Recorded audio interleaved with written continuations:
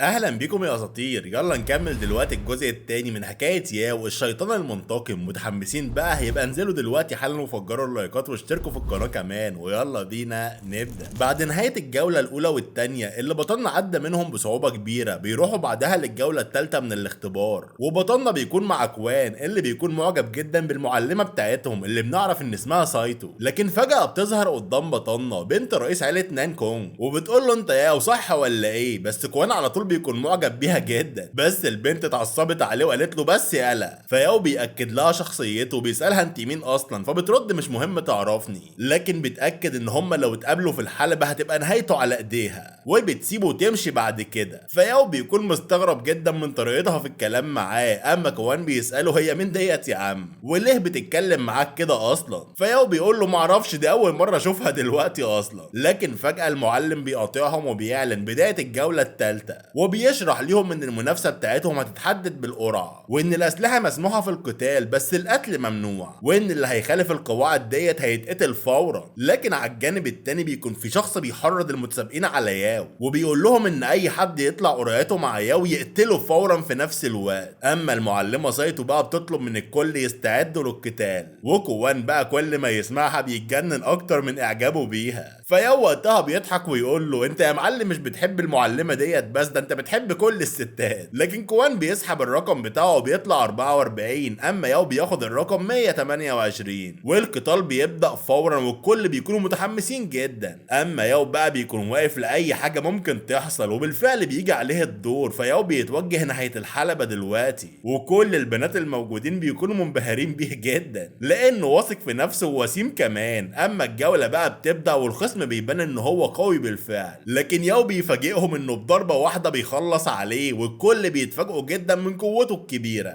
لكن اول ما بينزل من الحلبة بقى كوان بيقول له بحماس ان هو كمان نجح، والاتنين بيكونوا متحمسين للجولة اللي بعدها على طول. فياو بنلاقي انه واجه بنت جميلة اسمها مون، واللي الامير طلب منها ان هي تعذب الواد ده. فمون بتبدأ تستخدم مهارتها الاحترافية، لكن ياو بيقدر يتفادى كل ضرباتها، ورغم انه بيحاول يهجم عليها لكنها بتقدر تضربه بشكل عنيف، والكل بيكونوا منبهرين من قوتها اللي ما كانتش متوقعة ابدا. بس ياو مش بيستسلم ابدا وبيفضل يحاول، وفي النهاية بينتصر عليها بالفعل. لكن بعدها الجولة الثالثة من القتال بتبدأ، وياو بينتصر فيها كمان بسهولة اكبر. لكن الجولة الرابعة كانت هي التحدي الحقيقي، لان خصم ياو بيكون قوي جدا وامير من سلالة تشنجيان والمعروفة بقوتها الكبيرة. فالقتال بينهم بيكون ملحمي بالفعل، وفي الاول ياو كان متفوق عليه، لكن الامير بدأ يظهر قوته والجمهور بقى مش عارف مين اللي هينتصر بالظبط، لان الامير بيكون بدأ استخدام سيفه في القتال وكان على وشك الهجوم على ياو. لكن فجأة بطلنا بيحصل على عصاية قوية وبيكسر بها السيف بتاع الامير ده. فالامير بقى شاف ان هو لو انسحب دلوقتي هيكون احسن ليه، فبيستسلم في النهاية فعلا. وبعد ما بينزل ياو من الحلبة باعلان فوزه، لاحظ ان كوان بيتعرض للمطاردة على الحلبة، بس فجأة بقى بيظهر لينا السرعة الغير طبيعية لكوان، والمنافس بتاعه حاول يضربه، لكن كوان بيكون اتفادى كل الضربات بمهارة وسرعة خرافية، وبيقدر في النهاية انه ينتصر في القتال ده. فبعدها المعلم بيعلن انتهاء الجولة وبيقول انتهت الجولات الثلاثة،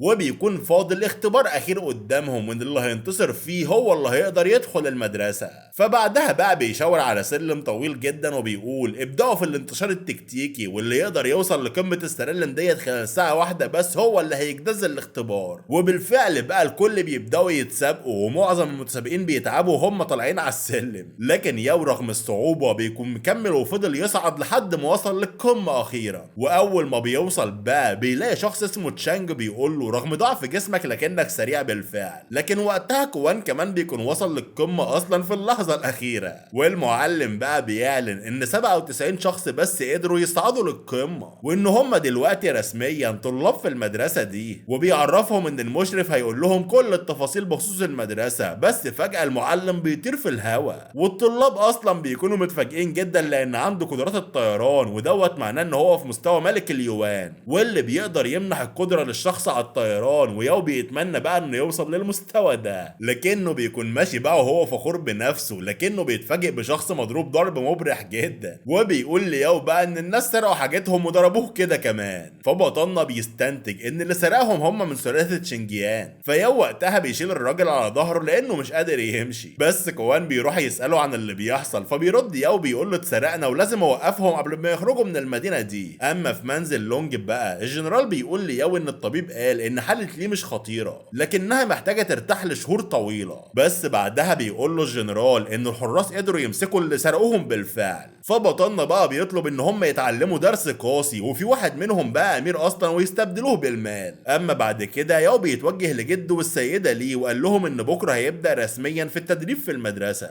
اما في اليوم اللي بعده بقى ياو كان بيودع ليه بالفعل، فبتطلب منه ان هو يرجع يزورها هنا بقى كل فتره وبياخد القرد بتاعه معاه وبيروح للمدرسه بالفعل. بس اول ما بيوصل للمدرسه بيكون منبهر جدا من عظمه تفاصيلها وزخارفها كمان، لان الاعمده اللي شايلين المباني كانت محفوره بقوه روحيه عظيمه جدا، واللي بيتقال بقى ان هي بالفعل بتساعد الطلاب على الوصول لمستوى الملك اليوان. فياو ما كانش مصدق اللي هو شايفه وبدا بقى يتمشى في كل حته في المدرسه دي وحماس شديد جدا ماليه. لكن خلال ما هو ماشي بيظهر له كوان اللي رحب بيه بابتسامه على وشه، وبيلاحظ اصلا انبهار بطلنا بالمدرسه دي. فبيبدا يشرح ليه ان المدرسه اتعملت من حوالي 1500 سنه وكانت دايما بتستقبل 100 طالب تقريبا كل سنه. لكن بعد التخرج اغلب الطلاب بيسيبوا المدرسه، لكن في بعضهم بيكون معلم او هو المدير كمان للمدرسه دي، ودوت بقى السبب في وجود نظام لقياس المستوى. فبطلنا بقى بيكون سمع كل دوت باندهاش، لكن قبل ما يكملوا كلامهم بتظهر المعلمه وبتنده على ياو وكوان ومعاهم 3 من الطلاب التانيين. فكوان بقى بيقول بفرحه ان هو سجل في الفصل بتاعها وان هما كده بقى القدر بتاعهم مرتبط ببعض. لكن المعلمه بتبص ليه بغضب شديد، فكوان بيقرب منها بقى لانها ندهت عليه، لكن اول ما وصل لها بتطلب منه يشيل حجر ضخم لمده ساعتين. فكوان بيتصدم جدا لان المهمه كانت شبه مستحيله اصلا، لكنها بتهددهم بقى ان هي تقدر تطلب اي طالب يعصى امرها. فياو بيقعد يضحك على كوان بشماتة كبيره، لكن المعلمه بتبص ليه وقالت له انت بقى يا معلم عاوزاك تشيل الحجر دوت لنص يوم كامل. فياو وكوان بيمشوا بقى عشان ينفذوا الامر وبيبداوا يشيلوا الحجره بالفعل. لكن في نفس الوقت المعلمه بتقول للطلاب التانيين ان هم لازم يسمعوا الاوامر لو عاوزين يوصلوا لمستوى الجنرال ولا الملك في اسرع وقت، وبتطلب منهم بقى يتابعوها عشان تعرفهم على قواعد المدرسه.